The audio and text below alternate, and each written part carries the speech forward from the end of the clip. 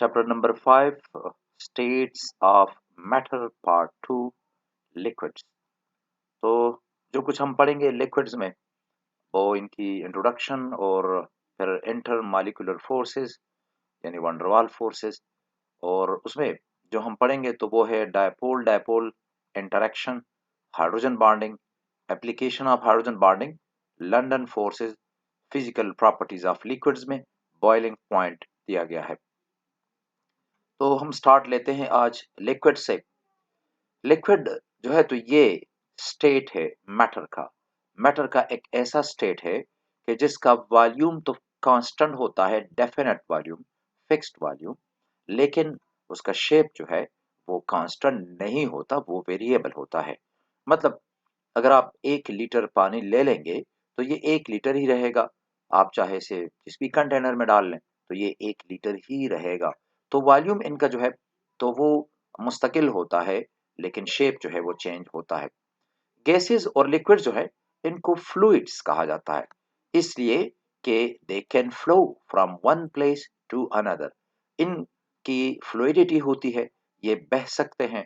सो gas और liquid जो है इसलिए इनको फ्लूइड्स कहा जाता है, because they are able to flow from one place to another. Molecules of liquid जो होते हैं तो उनमें बड़ी स्ट्रांग अट्रैक्टिव फोर्सेस होती हैं। इंटर मॉलिक्यूलर फोर्सेस जो होती हैं लिक्विड में, तो स्पेशली उनको कहा जाता है कोहेसिव फोर्सेस। कोहेसिव फोर्सेस आप कह सकते हैं कि these are the intermolecular forces between the molecules of a liquid. अब यहाँ पे जो है तो वापस आ जाते हैं, थोड़ा सा देखिएगा। कोहिजन है क्या?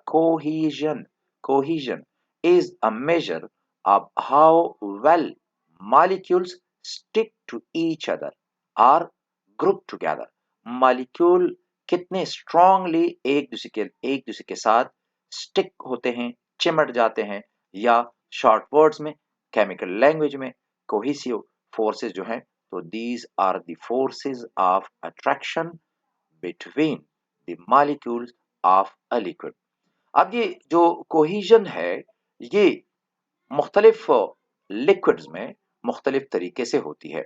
मिसाल के तौर पे अगर आप सोडियम क्लोराइड को मेल्ट कर ले तो मॉल्टन इलेक्ट्रोलाइट में जो कोहिजन है वो आयोनिक बॉन्ड की वजह से होती है या आयोनिक फोर्स की वजह से होती है। फिर अगर आप मेटल ले लें, मिसाल के तौर पे आप ले लें मरकरी। मरकरी रूम टेम्परेचर पे लिक्विड है। आप गोल्ड ले ले, आप आयरन ले ले, जो भी है, और उसको मेल्ट करेंगे तो इसमें जो कोहिजन है यानी जो मरकरी के जो एटम्स हैं वो बॉन्डेड हैं थ्रू मेटालिक बॉन्ड। तो मॉल्टन इलेक्ट्रोलाइट में कोहिजन जो है वो आयनिक बॉन्ड की वजह से होती है। मॉल्टन मेटल्स में कोहिजन जो है वो मेटालिक बॉन्ड की वजह से होती है। नेक्स्ट पर पानी में आप देखें या हाइड्रोजन पेरोक्साइड में देखें, सल्फ्यूरिक एसिड वगैरह, तो उनमें जो कोहिजन है, मॉलिक्यूल चिमट गए एक दूसरे के साथ, तो वो है हाइड्रोजन बॉन्ड। तो पानी में कोहिजन होती है हाइड्रोजन बॉन्ड की वजह से। इसी तरह अगर आप ले लेते हैं केरोसिन ऑयल यानी मिट्टी का तेल ले लें, तो मिट्टी के तेल में जो कोहिजन है तो वो लंदन फोर्सेस की वजह से होती है। तो जरा पिछले स्लाइड पे चले जाते हैं। यही कुछ मैंने यहां पे लिखा कि cohesive forces in a liquid may be due to ionic bond or ionic force in molten electrolyte, metallic forces in molten metals, hydrogen bonding in water, or van der Waals forces in kerosene oil। Some cases में एक से ज्यादा किस्म की forces होती हैं। मिसाल के तौर पे अगर आप ले लेते हैं इथाइल अल्कोहल, तो इथाइल अल्कोहल में OH ग्रुप है तो हाइड्रोजन बॉन्डिंग भी होगी। इथाइल अल्कोहल के मॉलिक्यूल का काफी बड़ा साइज है तो काफी स्ट्रॉन्ग लंदन फोर्सेस भी होती हैं। और इसी तरह इथाइल अल्कोहल का मॉलिक्यूल पोलर है तो डायपोल डायपोल फोर्सेस भी होती हैं। केमिकल फोर्सेस और मॉलिक्यूलर फोर्सेस क्या है? Chemical forces are the forces of attraction among atoms, ions or molecules of a substance। There are two types of chemical forces। Chemical forces जो हैं तो वो एटमों, आयंस या मॉलिक्यूल की एक दूसरे के साथ अट्रैक्शन वाली फोर्सेस हैं। मॉलिक्यूल एक दूसरे को अट्रैक्ट करते हैं या एटम्स अट्रैक्ट करते हैं या मॉलिक्यूल और आयन अट्रैक्ट करते हैं, तो ये जो पार्टिकल्स की एक दूसरे के साथ अट्रैक्शन वाली फोर्सेस हैं, इनको केमिकल फोर्सेस कहा जाता है। सिंपली आप कह सकते हैं कि जो एलिमेंट्स हैं, कंपाउंड्स हैं, ये सारे केमिकल्स हैं, तो इनमें जो फोर्सेस ऑफ अट्रैक्शन है वो केमिकल फोर्सेस कहलाती है।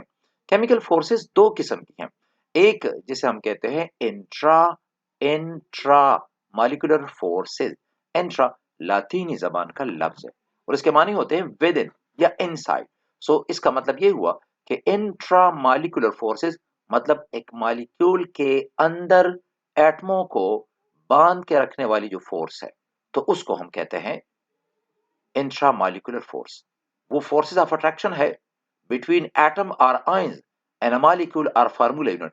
अब पानी जो है तो उसका तो मॉलिक्यूल है ना H2O, तो ऑक्सीजन और हाइड्रोजन ने कोवैलेंट बॉन्ड बनाया हुआ है, तो वहां पे जो है तो मॉलिक्यूल के अंदर फोर्सेस ऑफ अट्रैक्शन है बिटवीन द एटम्स, वो इंट्रामॉलिक्यूलर फोर्स मतलब कोवैलेंट बॉन्ड इंट्रामॉलिक्यूलर फोर्स है।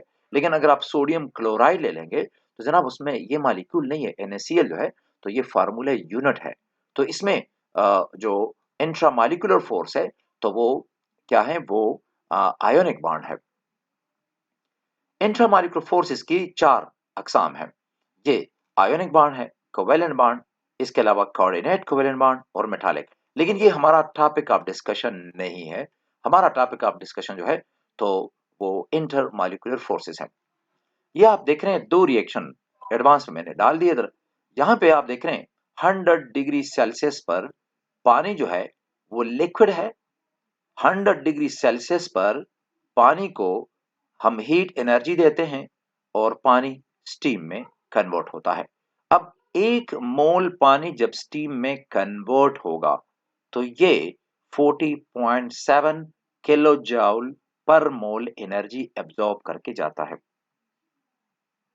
यानी 18 ग्राम पानी से जब हम 18 ग्राम स्टीम बनाते हैं, भाप बनाते हैं, तो ये एनर्जी हम दे रहे हैं।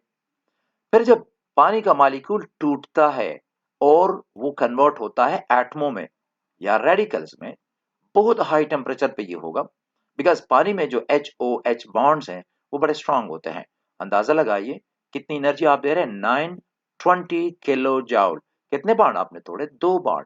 पानी में 2 बाण होते हैं, HOH, तो 2 बाण है, 2 बाण आपने तोड़ दिए, तो 1 बाण के लिए एनर्जी कितनी होगी, फिर आप उसकी कैलकुलेशन करें। फिर जरा अंदाजा लगाएं कि ये कितना इसके मुकाबले में वीक है। मतलब इस इन दोनों इक्वेशंस का मतलब ये है कि इंटरमॉलिक्यूलर फोर्सेस स्ट्रांग है, लेकिन इंट्रा के साथ इनका कोई मुकाबला नहीं है, वो बहुत ज्यादा स्ट्रांग होती है। यानी जो कोवैलेंट बॉन्ड है, जो आयनिक बॉन्ड है या कोऑर्डिनेट कोवैलेंट बॉन्ड है, मेटालिक बॉन्ड है, वो बहुत ज्यादा स्ट्रांग फोर्सेस हैं। सो इंट्रामॉलिक्यूलर फोर्सेस जो हैं they are stronger than intermolecular forces. जो हाइड्रोजन बॉन्ड वगैरह है तो ये इंटरमॉलिक्यूलर फोर्स है। यानी यही चीज मैंने यहाँ पे लिखी है कि 40.7 किलो जूल एनर्जी आप दे रहे हैं पानी को वेपराइज करने के लिए। यानी ये पानी का क्या है, मोलर हीट ऑफ वेपराइजेशन है। 1 मोल पानी को आप स्टीम में कन्वर्ट करते तो ये एनर्जी देते हैं, लेकिन जब 1 मोल पानी को तोड़ते हैं तो उसमें 2 मोल्स ऑफ बॉन्ड्स होंगे, तो ये एनर्जी आप दे रहे होते हैं। तो ये काफी ज्यादा है, ये बॉन्ड डिसोसिएशन एनर्जी है। During vaporization only hydrogen bonds are broken. जब आप वेपराइज करते हैं ना, पानी को बॉयल करके स्टीम में कन्वर्ट करते हैं, so you just have to overcome the hydrogen bonds. आप हाइड्रोजन बॉन्ड्स तोड़ रहे होते हैं, लेकिन जब आप बाकायदा कोवेलेंट बॉन्ड्स तोड़ेंगे तो ये बॉन्ड डिसोसिएशन एनर्जी या बॉन्ड एनर्जी बहुत ज्यादा आती है। केमिकल फोर्सेस दो किस्म की है, इंटरमॉलिक्यूलर फोर्सेस और इंट्रामॉलिक्यूलर फोर्सेस। इंटरमॉलिक्यूलर फोर्सेस वैसे तो 6 किस्म की हैं, लेकिन हमारी बुक ने 2 का जिक्र किया, हम 2 ही की बात करेंगे। Hydrogen bond, dipole dipole force, London force, ये 3 इंटरमॉलिक्यूलर फोर्सेस हैं। और फिर इंट्रामॉलिक्यूलर फोर्सेस जो है तो वो 4 हैं, ionic bond, covalent bond, coordinate covalent bond और मेटालिक बॉन्ड। तो ये हमारे कोर्स के सिलेबस में ये शामिल हैं, हम इनको डिस्कस करें। आज हम डायपोल डायपोल फोर्सेस से स्टार्ट लेंगे और नेक्स्ट फिर हम बात करेंगे इंशाल्लाह हाइड्रोजन बॉन्ड्स पे। डायपोल डायपोल फोर्स, चलिए एक सीधा सादा मॉलिक्यूल, मतलब दो एटम्स हैं HCl, ठीक है, वो हमने लिया। HCl मॉलिक्यूल पोलर है, क्यों पोलर है? इलेक्ट्रोनेगेटिविटी डिफरेंस की वजह से। देखिए कंसिडर करें HCl मॉलिक्यूल को, डेफिनेशन को छोड़ दे फिलहाल। हम जानते हैं क्लोरीन की इलेक्ट्रोनेगेटिविटी काफी ज्यादा है, हाइड्रोजन की इलेक्ट्रोनेगेटिविटी इतनी नहीं है। तो ये जो शेयर्ड क्लाउड है, ये जो स्टिक्सा देख रहे हैं, ये बॉन्ड पेयर को जाहिर करता है। ये जो बॉन्ड पेयर है ना, तो ये ज्यादा करीब क्लाउड जो होगा वो ज्यादा क्लोरीन का है। क्लोरीन न्यूट्रल है, आप जानते हैं। एटम की मैं बात कर रहा हूँ, हाइड्रोजन एटम न्यूट्रल है। अब दोनों ने इलेक्ट्रॉन की शेयरिंग कर दी। क्लोरीन का अपना इलेक्ट्रॉन तो है ही इसका, इसने हाइड्रोजन वाली भी खींच लिया अपनी जानिब। तो इसलिए इस पे क्या है? पार्शियल नेगेटिव चार्ज है। अब इस पार्शियल का मतलब क्या है कि अगर ये -1 होता ना, तो हम कहते ये एक इलेक्ट्रॉन का चार्ज है। 1 कूलम चार्ज नहीं, बल्कि एक इलेक्ट्रॉन का चार्ज कितना होता? ये होता 1.6 minus minus 1.610 raise to the power -19 coulomb. और जब आप लिखते हैं पार्शियल चार्ज है, तो इसका मतलब ये है कि ये एक इलेक्ट्रॉन के चार्ज से कम चार्ज है। इसी तरह जब इसका इलेक्ट्रॉन उधर चला गया तो प्रोटॉन का इफेक्ट ज्यादा हुआ, तो इस पे पार्शियल पॉजिटिव चार्ज आया। तो जनाब ये मॉलिक्यूल अब पोलर है। इसी तरह दूसरा मॉलिक्यूल जब वांडरवाल डिस्टेंस पे आएगा, मतलब ये इतना करीब आ जाता है, तो इसका तो ये नेगेटिव पूरा इलेक्ट्रिक फील्ड होगा, और इसका ये पूरा इलेक्ट्रिक फील्ड पॉजिटिव है। तो दोनों अट्रैक्ट कर लेते हैं, काफी स्ट्रांग फोर्स होगी, बिकॉज क्लोरीन के गिर्द कोई रुकावट नहीं है और हाइड्रोजन इसके बहुत करीब आ सकता है। इस फोर्स को कहा जाता है डाइपोल डाइपोल फोर्स। डाई दो को कहते हैं, पोलैरिटी आ गई। पोलैरिटी का मतलब है unequal distribution of the bond pair. जो बॉन्ड पेयर क्लाउड है ना, वो अनइक्वली डिस्ट्रीब्यूट है, ठीक है, बराबर तकसीम नहीं है। क्लोरीन की जानिब ज्यादा है, हाइड्रोजन की जानिब जो है, ये बॉन्ड पेयर जो है, ये क्लाउड हाइड्रोजन से दूर है काफी, क्लोरीन के ज्यादा है, करीब है। तो डाइपोल इधर आए, डाइपोल इधर पैदा हुआ, तो ये डाइपोल डाइपोल फोर्स है। सो हम डिफाइन कर सकते हैं कि डाइपोल डाइपोल फोर्स जो है, तो ये किसी एक मॉलिक्यूल के partially positively charge end of one molecule और partially negatively charged end of another molecule के दरमियान जो अट्रैक्शन है, इसको कहा जाता है dipole dipole force. Dipole dipole force is the intermolecular force between partially positively charged end of one molecule and partially negatively charged end of another molecule। यही detail मैंने यहाँ पे लिखी है कि अगर आप इसके स्क्रीनशॉट लेना चाहें तो आपको नोट्स बनाने में आसानी हो। Therefore, chlorine atom will be partially negatively charged and hydrogen atom will be partially positively charged, and they will attract each other. Positively charged hydrogen atom of one molecule is attracted by the partially negatively charged chlorine atom of another molecule. This force of attraction is called dipole-dipole force. अब अगर एक solid substance है और उसमें dipole dipole force है, तो ये तो स्ट्रॉन्ग फोर्स है। जब हम इसको लंदन फोर्सेस के साथ कंपेयर करते हैं, तो ये एक स्ट्रॉन्ग फोर्स है। So heat is supplied to decrease the intermolecular dipole dipole forces.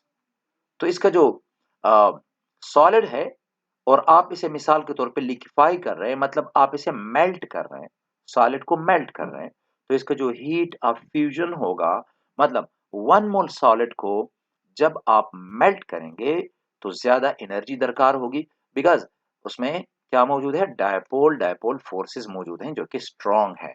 Similarly to boil a liquid, कैसे लिक्विड कि जिसमें डायपोल डायपोल फोर्सेस मौजूद हैं, फिर आपको उनका खात्मा करना होगा, तो तभी ये मॉलिक्यूल गैसीय स्टेट में जाएंगे। तो लिहाजा चूंकि स्ट्रॉन्ग फोर्स है, लिहाजा जो हीट ऑफ वेपराइजेशन होगा वो भी ज्यादा होगा। मतलब ये है कि जो पोलर कंपाउंड्स हैं, तो उनका मेल्टिंग पॉइंट हाई होगा, बॉइलिंग पॉइंट हाई होगा। Heat of fusion, fusion melting, melt करना, पिघलाना, तो हीट ऑफ फ्यूजन ज्यादा होगा, हीट ऑफ वेपराइजेशन ज्यादा होगा। लेकिन याद रखें इनकी वोलेटिलिटी कम होगी, यानी एबिलिटी टू फॉर्म वेपर्स, तो ये इनकी कम होती है। Greater the heat of vaporization, higher will be the strength of intermolecular forces and vice versa. Examples क्या है? देखिए, हाइड्रोक्लोरिक एसिड HCl पोलर है तो उसमें भी ये मौजूद है। Hydrobromic acid, next example hydroiodic acid की है। फिर नेक्स्ट एग्जाम्पल फास्फीन है। Hydrobromic acid HBr, hydroiodic acid HI, phosphine PH3 और इसके अलावा हाइड्रोजन सल्फाइड यानी H2S, ये सारे पोलर मॉलिक्यूल है।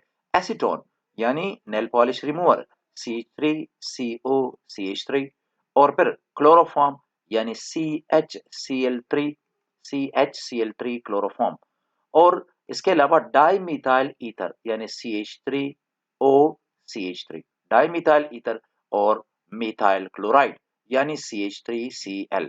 ये तमाम कंपाउंड्स जहां पे इस में आप देख रहे हैं सबको मैंने शो किया हुआ है। देखिए HCl मॉलिक्यूल है तो पोलर है, तो एक HCl और दूसरे HCl के दरमियान इसका पॉजिटिव एंड और इसका नेगेटिव एंड ये अट्रैक्ट कर रहे हैं। HBr मॉलिक्यूल पोलर है, ये भी है पोलर, तो इन दोनों के दरमियान अट्रैक्शन है। ये भी याद रखिएगा कि जरूरी नहीं है कि ये सिमिलर मॉलिक्यूल हों। अब अगर आपने HCl और HBr मिक्स कर दिए, आपने HCl को HBr में डिसॉल्व कर दिया, तो ऐसा भी मुमकिन है कि HCl का HCl के साथ डायपोल डायपोल फोर्स HBr का HBr के साथ हो और फिर HCl का HBr के साथ हो। तो सिमिलर नहीं है, सिमिलर आप ले सकते हैं और मिक्सचर भी आप ले सकते हैं, इसमें कोई पाबंदी नहीं है। Dipole dipole force can exist between similar molecules, it can exist between different molecules। ये HI है हाइड्रोआयोडिक एसिड और ये भी पोलर है, तो positively charge and of hydrogen iodide molecule is attracted towards negatively charged end of another hydrogen iodide। ये फिर methyl chloride है। देखें HCl की बात की, HBr की HI की हमने कर दी है। फास्फीन यह है PH3 phosphorus negatively charge, hydrogen positively charge. तो एक फास्फीन मॉलिक्यूल का हाइड्रोजन दूसरे के फास्फोरस को खींच रहा है, यानी इन दोनों के दरमियान अट्रैक्शन होती है। और ये भी याद रखिएगा कि ये इलेक्ट्रोस्टैटिक अट्रैक्शन है। क्या है? कूलम्बिक फोर्स है। Coulombic force, force of attraction between oppositely charged particle, तो ये कूलम्बिक फोर्स है। फिर हाइड्रोजन सल्फाइड है H2S, तो सल्फर नेगेटिवली चार्ज है, हाइड्रोजन पॉजिटिव है और इस तरह ये भी H2S है, तो एक मॉलिक्यूल का सल्फर दूसरे के हाइड्रोजन को खींचता है। फिर ये है मिथाइल क्लोराइड CH3Cl, क्लोरीन है नेगेटिवली चार्ज और कार्बन पॉजिटिव है, इधर भी क्लोरीन नेगेटिवली चार्ज और कार्बन पॉजिटिव। अब जरा यहां पर एक बड़ी अहम बात, इन दोनों को अगर हम कंपेयर करेंगे, इन दोनों को, तो ये जो डायपोल डायपोल फोर्स है ये वाली स्ट्रांग है। क्या रीजन? क्या है रीजन? यह है कि ये हाइड्रोजन एटम एक्सपोज है, लेकिन यहाँ पे कार्बन एक्सपोज नहीं होता, बल्कि कार्बन के गिर्द ये 3 हाइड्रोजन है और वो इस क्लोरीन को इतना करीब आने नहीं देंगे, बिकॉज ये दरमियान में आ जाएंगे इधर, तो ये क्लोरीन जरा फासले पे होगा। तो मिथाइल क्लोराइड में डायपोल डायपोल फोर्सेस जो हैं वो वीक है in comparison with HCl molecule. ये पॉइंट आप एंट्री टेस्ट के लिए जरूर याद रखिएगा। नेक्स्ट लेक्चर में हम बात करेंगे हाइड्रोजन बॉन्डिंग।